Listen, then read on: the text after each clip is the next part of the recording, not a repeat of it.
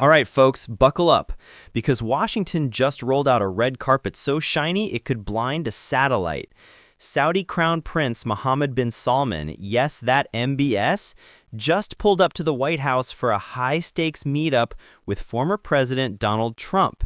And let me tell you, this wasn't your average diplomat strolling. Oh no, this was a spectacle. Horses, jets, military uniforms crisp enough to cut glass, and enough cameras to light up Times Square. When Trump and MBS finally shook hands, it felt like a movie trailer moment, dramatic music optional. But behind the glamour is a political story, packed with money, power moves, global strategy, and a whole lot of eyebrow-raising moments. Let's break it all down, at GlobalPulseNewz style. Crown Prince MBS didn't just arrive at the White House, he made an entrance, and honestly, it felt like watching the premiere of a billion-dollar blockbuster.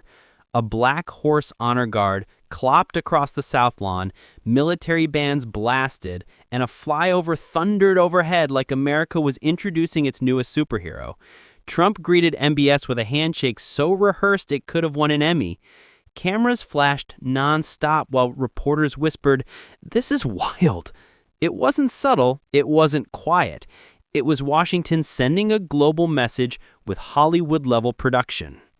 And if the entrance felt dramatic, the deals behind the doors were even bigger. Inside the Oval Office, Trump dropped a diplomatic bombshell. He was officially designating Saudi Arabia as a major non-NATO ally. That title doesn't come with a trophy, but it does unlock sweeter defense deals, deeper military cooperation, and more U.S.-Saudi alignment than we've seen in years. MBS pledged huge investments. We're talking heading toward the $1 trillion range, and Trump called it a historic moment. Critics?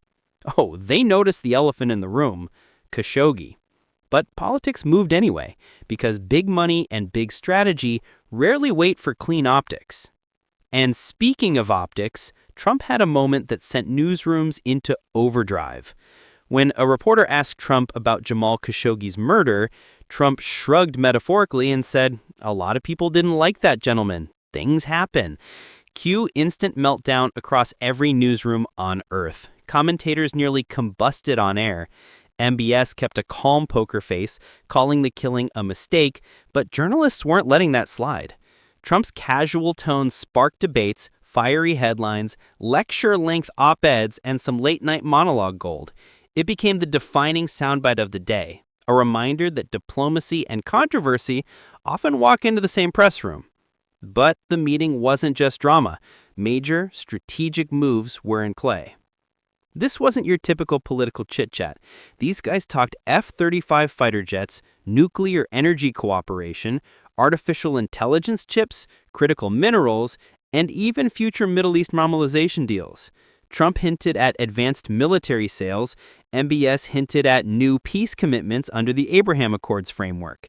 This is the kind of meeting where every handshake has a price tag, every smile has a strategy behind it, and every agreement has ripple effects across continents. The message was clear. The U.S. and Saudi Arabia weren't just doing business, they were drafting future power architecture together. But to understand that architecture, you've got to know the history behind it. Not long ago, MBS was in global exile after the Khashoggi assassination. Today, he's laughing with Trump in the White House like nothing ever happened. That shift didn't happen overnight. It came from changing oil markets, geopolitical chess matches, tech competition, and America wanting influence in a region that Russia and China are eyeing like hungry wolves. Trump repositioned Saudi Arabia from strategic problem to strategic partner. The U.S.-Saudi relationship is evolving from occasional handshake to deep structural alignment.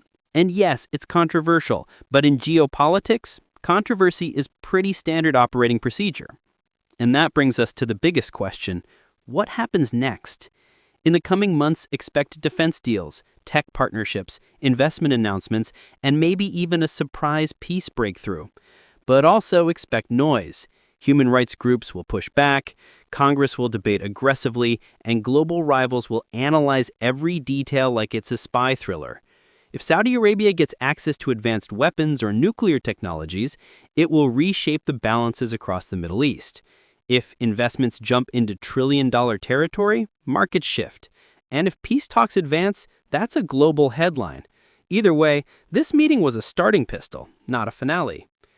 And just in case you're wondering why any of this matters to you, if you live on this planet, congrats, this affects you. When the U.S. deepens ties with Saudi Arabia, oil markets shift, tech competition intensifies, regional alliances change, and global strategy reshuffles like a deck of casino cards. These aren't small deals. They influence energy prices, military spending, supply chains, and foreign policy. Whether you love geopolitics or avoid it like spinach, moves like this shape the world you live in. And trust me, this partnership is about to rewrite more than just headlines. All right, let's land this plane. If this breakdown woke up your inner global strategist, smash that like button harder than the White House press corps smashed their keyboards today. Drop your thoughts in the comments. Did this meeting surprise you, worry you, or make you want popcorn? And make sure you subscribe to @GlobalPulseNewz, where we bring you the world's biggest stories with bold energy, sharp insight, and zero sugarcoating. Stay informed, stay curious, and stay tuned.